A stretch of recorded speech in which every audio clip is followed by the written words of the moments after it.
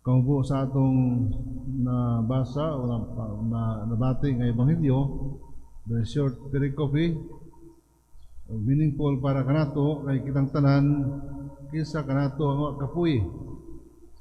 Kay very kanang under pressure kita sa kalibutan, sa paningkamot, sa panginabuhi, kunya musuggest ang uban nga kanang mag-outing ta, magbakasyon ta. Pero kining bakasyon o outing, wala maghihapon magkahatag kanimo ma-unload ka.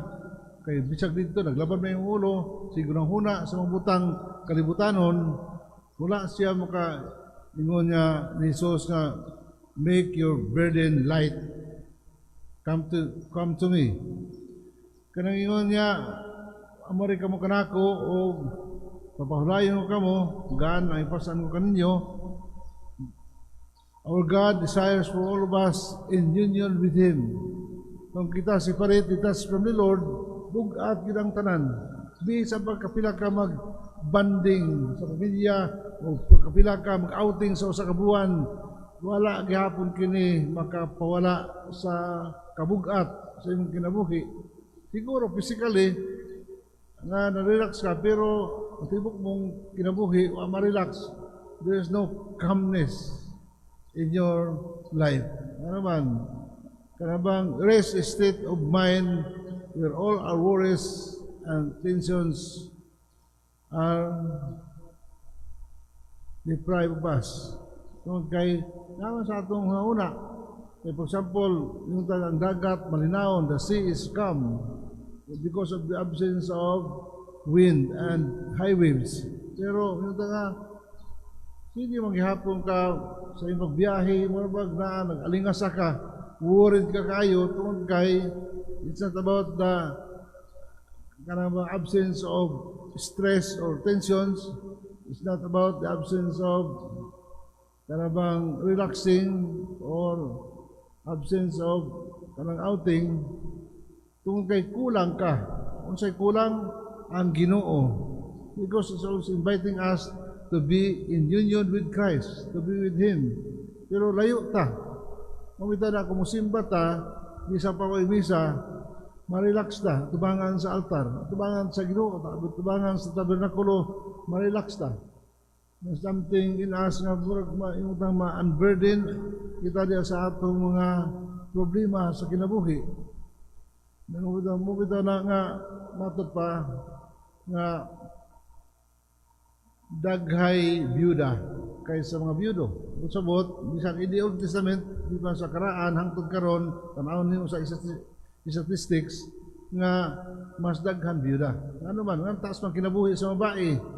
Sa mga laki, mauna siya, kung doon na siya to unburden themselves from stress, adto sila sa imnanan, adto sila mag-inom, uban pa nga mga bisyo, adto sila, adto sa bar, inom pa, pero pusla mo ay nagmahal, ano ka, daon sa ato lawas, it doesn't solve the problem, wala, nakarag hapon, pero ang babae, makita nimo kung doon na sila yung mga problema, I don't know if it is right, or correct, am I correct, nga kung doon na problema, adto, i-checks mo sa silingan, nga naman, aron to unburden themselves, usahay sa probinsya, maglabay ko sa ko sa kanang labanan, kanang puso ba, bomba, ato nagchismis na, nagisgot sa ilang mga bana muna nga sila na problema silang bana kay para hubog, bisyoso, kunya unburdening themselves muna nga express out nila ilang mga bottled up energy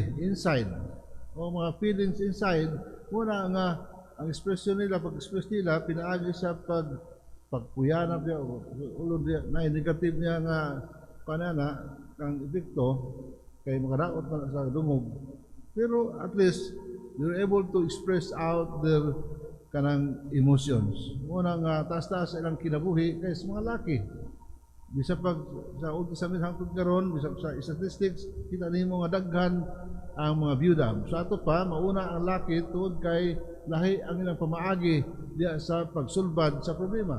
Ang babae muna taas-taas sila tungod kay ang ilang di mo sila mag-ingon adto na sa hubog o sa naasa nga bisyo kundi adto siya makig chismis dito sa mga kauban, sa mga silingan o ano man nagtapok niya So in that way nga sila ma-unburden sa ilang mga stress. Nga mutaas ang kinabuhi. Wa man sila mingon nga nag-inom, panagsara na. Pero kasagaran sa babae, kanabang ila pinaagi lang sa pagpadayag.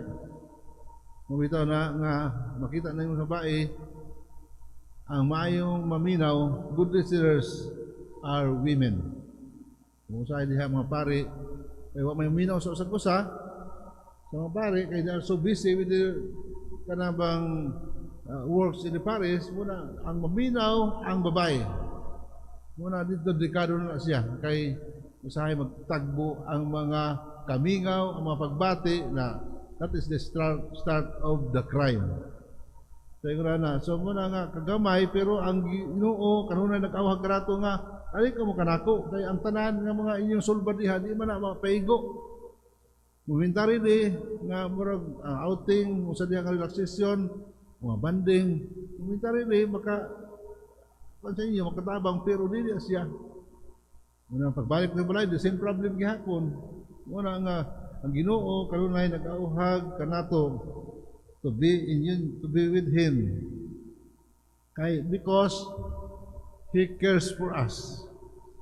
Well, ang ato mga silingan at magsuon, ang kauban sa kanang kabaro nato, dili magtagad sa atong problema, ang Ginoo magtagad kanato. Bisan unsa atong mga problema sa kinabuhi busa ning ebanghelyo, hagit kanato nga moadto kita sa Ginoo, dagop kita kaniya sa tanan nato nga mga kakapoy aron kita mapagaan sa atong mga kabugat, sa atong ipasan sa kinabuhi.